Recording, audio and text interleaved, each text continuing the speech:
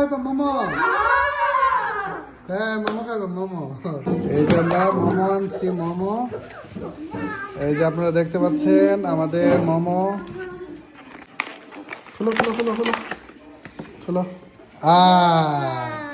এই যে মোমো, এই যে মোমো। হ্যাঁ কেমন লাগছে? হ্যাঁ আবার খাও।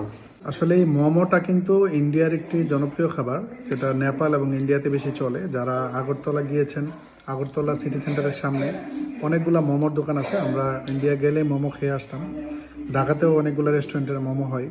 তো কসবাতে মোমো বানায় না, অনেকেই বানাইতো না। আমি মোমোর কেন সাজেস্ট করি, এটা হচ্ছে মোটামুটি হেলদি একটা ফুড। এখানে চাইনিজ রেস্টুরেন্টে কিন্তু হেলদি বলতে কিছুই থাকে না, সব কিছুই আনহেলদি থাকে।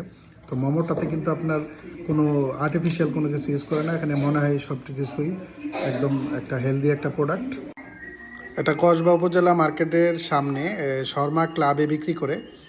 এখানে 6 পিস মোমো ওরা 170 টাকা রাখে। তো আমার কাছে খুব ভালো লাগছে বিষয়টা।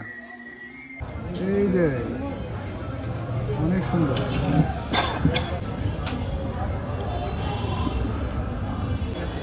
এই যে চিকেন মোমো 170 টাকা এদের প্যাকেজ।